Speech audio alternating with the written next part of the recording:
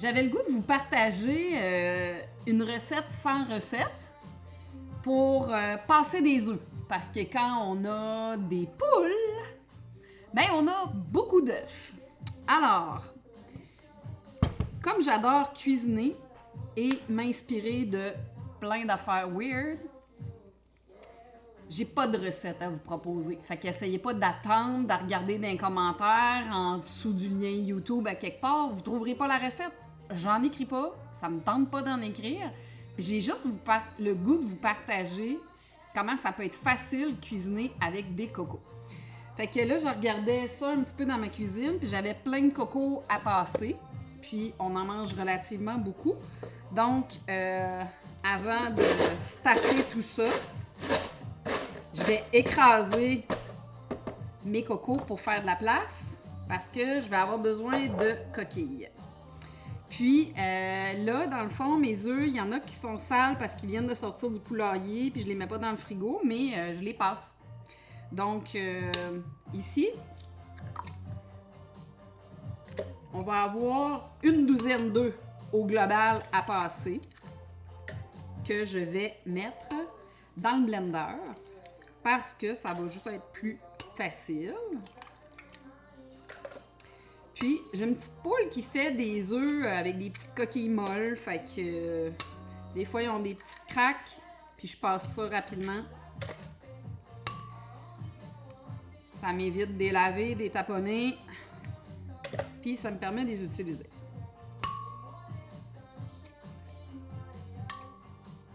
Je m'assure de rien échapper. Je suis pas la meilleure en cassage d'œufs, mais ça, c'est pas grave. Je suis pas non plus la meilleure en montage de vidéos pour éviter que ma face soit prise dans le barotin de la fenêtre. Puis on s'en fout. Donc, l'objectif, c'est de passer une douzaine d'œufs. Si vous avez d'autres trucs, passer des douzaines d'œufs, partagez-moi-les. Ça va me faire plaisir.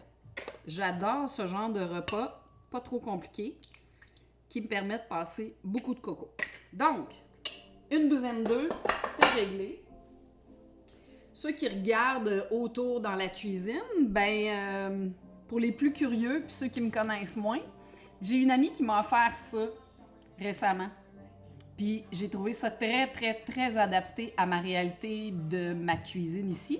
Donc, je ne suis pas bordélique, je suis créative. Alors, merci à mon amie, Chin Chin, à celle qui a pensé m'apporter ça dans ma cuisine. Ça me soulage de faire à manger dans ma cuisine en me disant que je suis donc bien créative puis que je suis pas trop bordélique. Fait que je trouve ça toujours très drôle de voir le montage vidéo que ça peut donner. Donc, on a une douzaine de cocos à passer parce qu'on en a trop, parce que le frigidaire est plein, puis parce qu'on a acheté 6 poules pour passer l'hiver puis avoir des belles cocottes pour tout l'été prochain. Donc, ça me donne, grosso modo, pas de recette sans recette, un peu plus de 2 tasses, un peu moins de 3 tasses. Et là, il y a le merveilleux nouveau produit que j'adore, de l'ail épluché.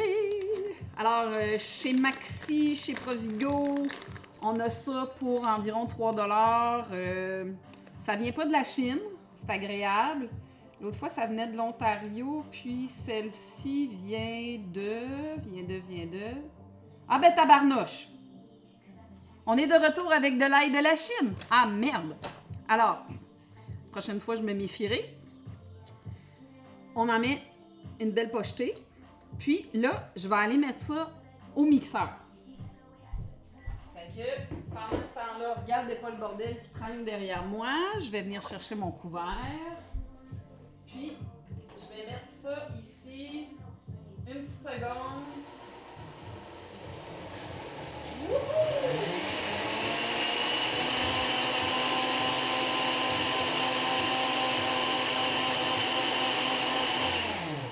Parfait. Donc, on a un beau mix pour starter. Puis, après avoir mis autant d'ail, et oui, je mets autant d'oignons. J'adore l'ail, j'adore les oignons pour ses propriétés. J'ai adoré le livre du Dr Béliveau, considérant que j'ai eu 2 cancers. Ben, et oui, j'ai des influences au niveau de la nourriture qui tournent autour. Des choses que je peux faire pour aider mon corps à traverser toute cette époque qui remplit nos corps de cancer. Alors, je mange de l'ail, je mange des oignons, mais je trouve aussi un très grand plaisir parce que c'est très bon. Alors, un gros oignon, 2 petits, un moyen, le mou, ce qui vous reste. Mettez-en plus, mettez-en moins, ça ne changera pas grand-chose dans votre recette. Comme je vais retourner ça un peu dans le mixeur avec le reste, je vais y aller très grossier en paquets de cubes. Le four est prêt, je l'ai mis à 350. Donc, ça me donne environ un bol d'oignon. Pour ceux qui veulent absolument avoir une recette, ben, si vous prenez des notes, vous allez réussir à avoir un bout de recette. Puis là, écoute, on est le 2 décembre. Le 2 décembre. Puis, dernièrement, je suis allée dans mon petit jardin extérieur. Donc, dehors, j'ai une serre qui est un ancien cabanon à souffleurs dans lequel je me suis permise de remettre les choux frisés que j'avais plantés à l'extérieur, qui habituellement font partie des déchets qui s'en vont dans le compost de tous ceux qui ferment leur jardin. J'ai décidé de relever le défi puis de me dire, ben peut-être si je les mets à l'intérieur de ça, ça va durer un petit peu plus longtemps. Fait que j'ai fait l'essai, puis donc à l'intérieur d'un sac Ziploc, j'ai réussi à garder quand même du chou frisé jusqu'à la mi-novembre. Alors j'ai tout pris ça. Puis présentement, dans le jardin, ben il en reste encore. Il y a eu des moins 18. Puis le moins 18 n'a pas eu raison du chou. Mais là, la pousse de mes choux est franchement ralentie. Mais ils sont pas morts. Donc, j'irai surveiller pour voir si on est capable de refaire encore une grosse omelette au chou frisé, chou kale ou comme vous voulez l'appeler. Puis, là, il y a aussi la nouvelle mode des tower garden, des tours à jardin qui commencent à naître un peu ici au Québec. C'est full agréable. J'ai une amie qui vient de me parler de ça. On avait vu ça un petit peu arriver au Québec sur Internet. Écoute, toutes les façons sont bonnes de faire un jardin à l'intérieur, mais des fois, ça peut donner un petit coup de pouce d'y aller avec une tour à jardin. Si vous avez ce budget-là, allez voir ça. Tour à jardin, Garden Tower. Si vous voulez que je vous envoie les liens d'une amie qui a décidé de s'en acheter et de tenter l'expérience. Donc, cette amie-là pourra vous conseiller, vous guider. Elle a fait les démarches. Moi, j'en possède pas personnellement parce que j'ai déjà une espèce de petite bibliothèque en bois. Petite bibliothèque en bois avec du bon vieux plastique puis des petites lumières achetées sur Internet que mon chum m'a fait. Donc, on est allé en fabrication homemade. Ça peut fonctionner aussi, mais c'est pas tout le monde qui peut bricoler. Donc, la tour à jardin peut être intéressante pour cette raison-là. Donc là, on revient à nos moutons avec notre recette. Puis, bonne chance dans vos prochaines plantations. Puis, si ça vous tente juste de voir l'effet que ça fait de faire pousser du verre en dedans, allez vous acheter un petit sachet de graines. Achetez, mettons, de la petite salade verte, là, tu sais, quelque chose de facile. Un petit sac de terre, mettez de l'eau, faites pousser ça, juste pour le plaisir de voir de la salade sur votre comptoir très facilement. Puis germer l'idée dans votre tête à ce sujet-là. Merci Alexa. Ferme la musique. Non, Alexa, ferme la musique. Bon, parce que je paye pas pour ces applications-là, fait que des fois j'ai des pubs. Bref, on revient à nos moutons. Essayez-le donc. Des petites graines, un petit sachet. Arrêtez-vous juste sur le projet d'essayer ça. Puis de voir le plaisir que ça crée d'avoir du vert dans votre hiver. C'est le fun, ça rime. Je me trouve drôle des fois. Fait que moi, ça m'a beaucoup aidé, ce projet-là, de faire fleurir, de faire germer, de faire grandir des graines. Alors qu'à 50 ans, je vous confirme que je n'ai pas une vie derrière moi d'avoir des plantes. J'en avais pas. J'en avais même pas du tout. Puis, plus j'en ai, plus ça me donne la confiance en moi de réussir à produire ma nourriture. C'est particulier, hein? Réussir à produire sa nourriture soi-même, ça m'épate, à quel point on est capable de réussir des choses qu'on pense que c'est juste pour les autres. Mais si vous venez de vivre, là, pas tant longtemps, l'épisode de « il n'y a plus de salade nulle part », ben écoute, on se rend compte qu'à un moment donné, si on n'y met pas un petit peu du sien, ben on devient dépendant, puis ça nous rend un peu insécure. Essayez-le. Essayez-le sur votre comptoir. Un petit plat bien niaiseux. Ça peut être un plat de plastique de margarine qui vous reste, un petit sachet de graines au Dollarama. Demandez dans les quincailleries s'il n'y en a pas de visible. Demandez-en, vous avez besoin d'un petit sachet de graines. N'importe quel, on s'en fout. La petite salade, c'est une bonne idée pour commencer. Ça peut être aussi des petites graines. Dans les marchés d'alimentation, vous allez trouver les petites germinations. Regardez sur YouTube, vous allez trouver la germination. Bref, mettez du vert dans votre hiver. C'est ça que je veux dire. Puis, on revient à nos moutons dans notre recette. Donc là, on a une douzaine d'œufs avec plein d'ail. On a un bol d'oignons que j'ai pas encore réussi à avoir de mon jardin parce que les oignons, ils viennent gros de même. Fait qu'on réussit pas toute la première année, hein. Là, je vais aller mettre tout ça à l'intérieur de mon omelette avec mes oignons.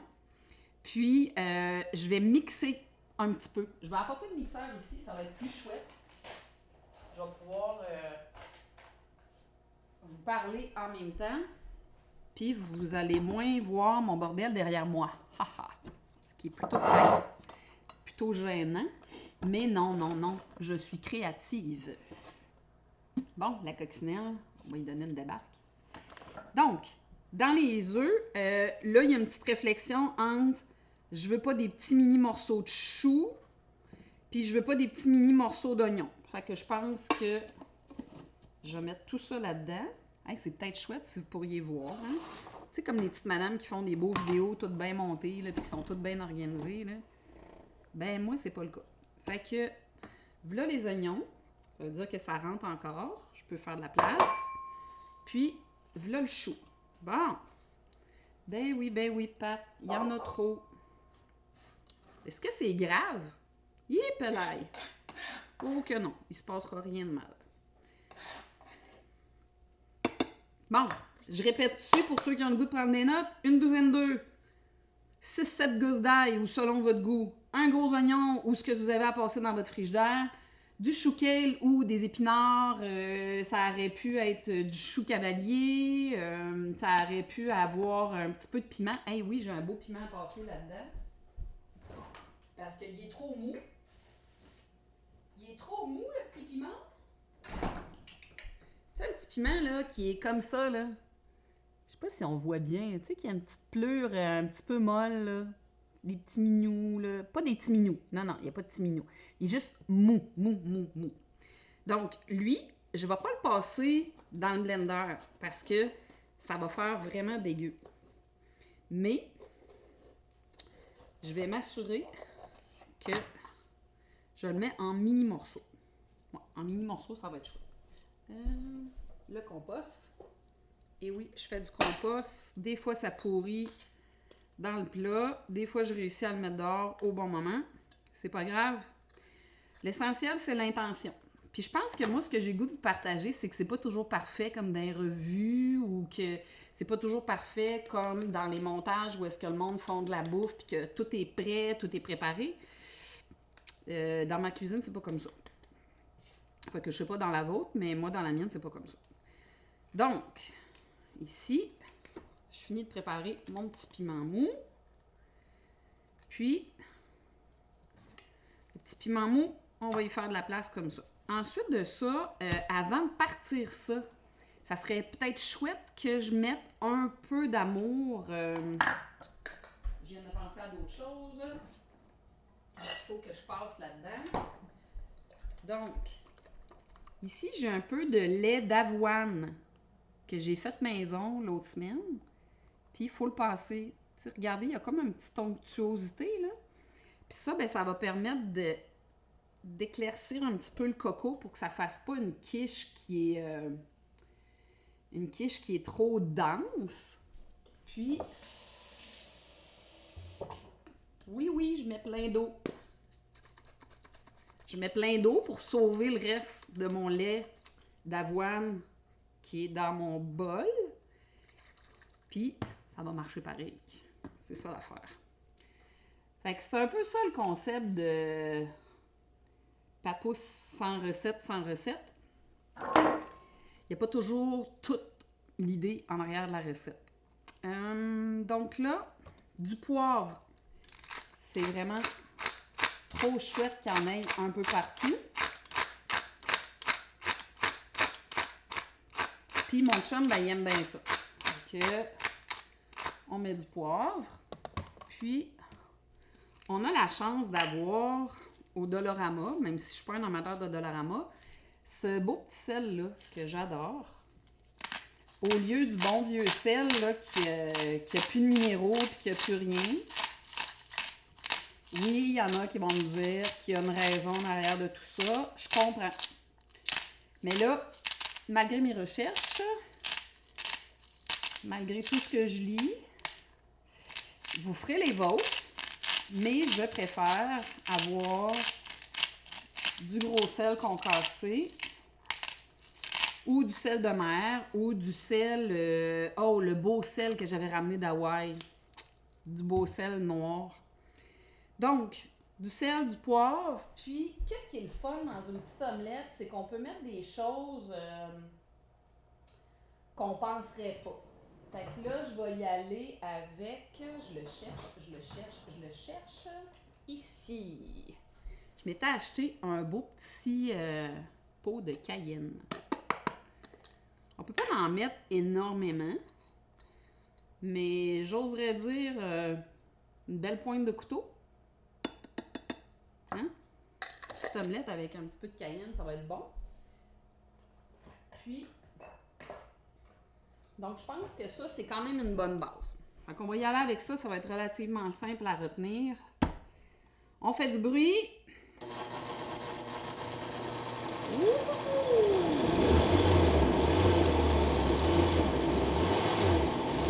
Là, ben, vous arrêtez quand vous trouvez que le mélange il est à votre goût.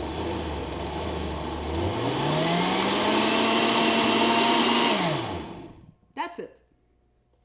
That's it, that's all. Puis, je vais finir de faire mon petit piment. On voit pas ce que je coupe, hein? Mais non. Ben non, parce qu'il n'y a pas de montage vidéo dans ma patente. Donc, je vais vous montrer après la grosseur. C'est des petits cubes. Fait que là, je vais les mettre dans le fond. Dans le fond de mon nouveau set. Et que ça doit être comique de voir quelqu'un d'aussi désorganisé faire de la bouffe. Alors ici, ce qu'on voit, c'est que j'ai fait une pâte maison avec du chou-fleur, du parmesan et du gruau. Ça, je trouverai la recette un autre jour quand j'en ferai une deuxième fois puis que ça marchera. Mais je voulais avoir un fond autre qu'une pâte à tarte parce que la pâte à tarte ne me convient plus. Et là, c'est ça. J'ai fait une croûte. Du chou-fleur. J'ai mis un peu de farine de blé, du parmesan, du sel, du poivre. J'ai fait une espèce de pâte qui ressemble à la texture d'une pâte à pain, mettons. Puis, je l'ai mis sur du papier parchemin. Comme vous avez vu, je viens juste de l'enlever. Sur du papier parchemin, puis mis ça au four jusqu'à temps que ça soit relativement croustillant. Puis, je l'ai même tourner de bord pour m'assurer que ça ferait une belle croûte croustillante. Puis je l'ai congelé parce que j'avais du chou-fleur à passer l'autre semaine puis j'avais pas de recette à faire. Fait que là, je mets mon piment comme ça. J'ai mon mélange ici. Puis, si vous n'avez pas de restant de lait d'avoine, là, on s'en fout, vous auriez pu prendre du lait normal. Du lait normal ou bien du lait de soya. Je vais vous montrer un beau petit produit qui peut vous dépanner. Je vais essayer d'en faire, mais là, pour l'instant, je ne sais pas encore comment faire. Donc, ça ici, c'est un beau petit produit. C'est agréable pour faire à manger. Donc, c'est la compagnie Belle Soy. Puis, ça fait une belle base crémeuse. On a même fait des escargots dans l'ail. Des escargots avec une crème à l'ail avec ça dernièrement. Puis, mon chum a approuvé. Donc, pour ceux qui ne connaissent pas mon chum, je veux juste vous dire que c'est pas quelqu'un qui change d'habitude facilement. Comme probablement la majorité de vos conjoints ou de vos conjointes. Puis, ça a passé le test. Donc, Belle Soy, beau petit produit, essayez ça. Sinon, ben, tous vos laits végétaux, vous pouvez regarder sur YouTube. Il y a beaucoup de recettes. Ça va vous inspirer. Moi, j'en fais sans vraiment faire de recettes. Hey, c'est beau, ça! Regardez! Regardez! Ça fait vraiment une belle texture. Fait que là, j'envoie ça au four. Je vais être capable d'aller prendre ma douche entre-temps. Puis, il me restera juste à gratiner un petit peu. Ça pourrait être chouette. Juste un petit gratin sur le dessus, là. Je pense que je vais le mettre tout de suite. Ça va être joli. Puis... Mais l'autre fois, je l'ai fait sans gratin. C'est juste que là, je le fais pour mon chum à soir, puis pour moi tantôt. Puis, comme j'ai tassé les produits laitiers, ben, j'essaie d'en mettre moins. J'essaie d'en mettre moins parce que c'est pas une allergie, c'est juste pour m'aider à cause de la ménopause chirurgicale à mieux bouger puis à être plus flexible. Ben, les produits laitiers m'ont énormément aidé. Puis quand je les remets à temps plein partout comme avant, je suis capable de provoquer le même malaise que après mon opération. Donc, moins de produits laitiers, on bouge mieux. Ça a beaucoup réduit l'inflammation. Pour ceux qui se posent des questions, je suis en ménopause chirurgicale depuis janvier 2020. Puis, 3-4 mois après l'opération de la ménopause chirurgicale, ce qui consiste à retirer les ovaires, ben, je bougeais pas tant le matin. J'avais de la misère à descendre les marches au chalet, à prendre mes petits-enfants, à aller travailler. Donc, c'est devenu assez infernal rapidement, cet enjeu-là de problème de plus bouger. Puis, j'ai pas voulu aller vers les anti-inflammatoires que mon médecin me prescrivait parce que je me dis qu'il est peut-être un peu tôt pour procéder avec cette médication-là pour le restant de mes jours. Donc, j'ai fait un essai pendant une semaine, puis ça n'a pas été très concluant. Ça n'a pas changé grand-chose. Donc, j'ai accepté la suggestion de mon ostéopathe de retirer les produits laitiers de l'alimentation, ou du moins essayer de les réduire beaucoup, et ça a marché. Donc, c'est pour ça que là, on fait des quiches. Des quiches sans lait, sans crème. Et ça va fonctionner parce que je l'ai essayé l'autre semaine. Donc, je ne ferai pas de recette comme ça devant vous si je ne l'avais pas au moins testé, même si ce n'est pas la même recette que la semaine dernière. Alors, sur ce, je vous laisse. J'espère que ça vous a inspiré. Malheureusement, je n'ai pas l'espèce de finale que je vous montre ici pour faire comme « Tadam! Voici le produit fini ». Puis ça va aller dans 1 heure. Fait que je vous laisse sur ce. Je vous souhaite de beaux essais de quiche sans lait. Bye bye!